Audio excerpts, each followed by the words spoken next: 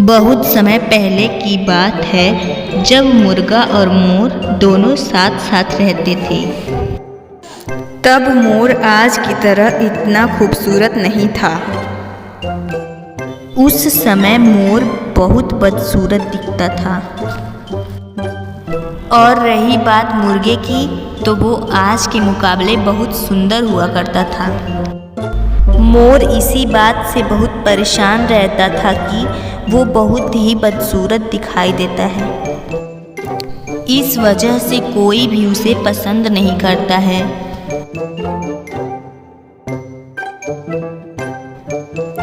वह जहाँ भी जाता है कोई भी उससे बात नहीं करता है। मुझ पे सब लोग हंस भी रहे हैं। एक दिन मोर को किसी शादी समारोह के लिए निमंत्रण आया। दोस्त, तुम क्यों इतना परेशान हो? आखिर क्या बात है, मुझे बताओ। मैं तुम्हें कुछ उपाय जरूर बताऊंगा। शादी में जाना है मुझे।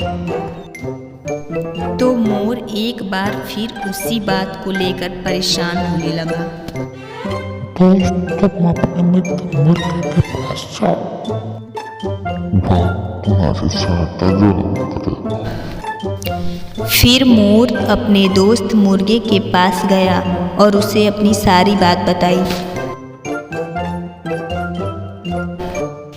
मोर ने मुर्गे से कहा कि दोस्त, अब तुम ही बताओ कि इस बदसूरत शरीर को लेकर मैं शादी में कैसे जाऊं? मुझे तो कोई मोरनी भी पसंद नहीं करती।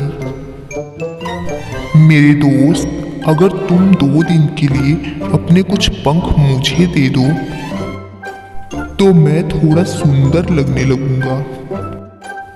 क्या तुम मुझे 2 दिन के लिए अपने पंख उधार दे सकते हो? मैं शादी से आते ही तुम्हें तुम्हारा पंख वापस लौटा दूंगा। मुर्गे ने कहा, हाँ, क्यों नहीं मेरे दोस्त, तुमने मुझसे पहली बार कुछ मांगा है, इसलिए मैं तुम्हें मना नहीं करूंगा। और थोड़े से क्यों, कुछ ज्यादा पंख ले जाओ। लेकिन दोस्त, तुम जल्दी मुझे अपने पंख वापस कर देना।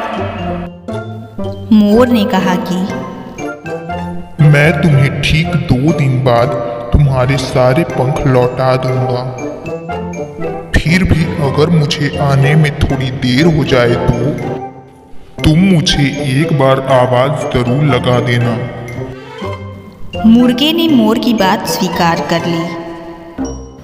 उसने अपने पंख उतारकर मोर को दे दिए।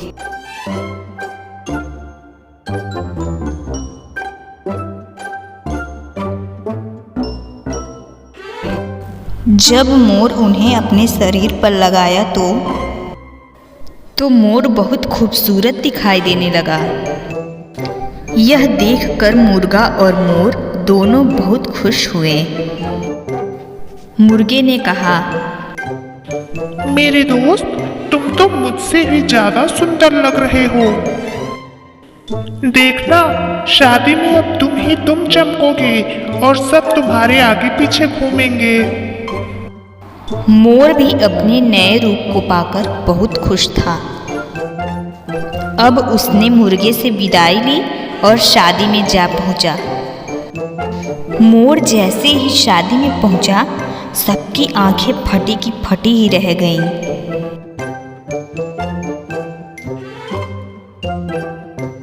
अब तो मोर के पास कई लोगों की भीड़ लग गई।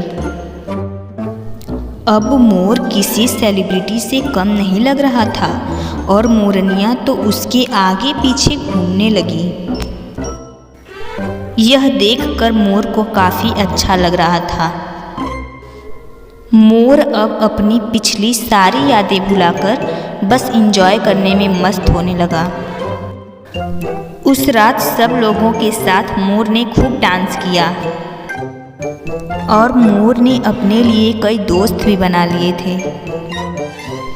2 दिन तक ये सब कुछ चलता रहा, लेकिन मोर को अब मुर्गे की कोई चिंता नहीं थी। उसे अब अपना नया रूप बहुत पसंद आ रहा था। अब वो हमेशा ही इसी तरह सुंदर लगना चाहता था। जब 2 दिन बीत गए तो मोर भी वापस अपने घर आ गया और चुपचाप सो गया। इधर मुर्गे के लिए अब 2 दिन बीत चुके थे। अब उसने मोर के घर की ओर मुंह करके जोर जोर से आवाज देना शुरू किया।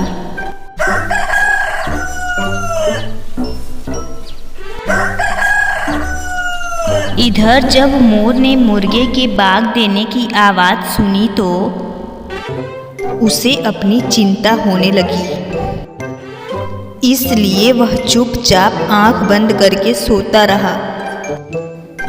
इसी तरह अब तीसरा दिन भी बीत गया, लेकिन मोर की तरफ से कोई भी जवाब नहीं आ रहा था। और बेचारा मुर्गा दिन में 3 बार मोर को आवाज देता।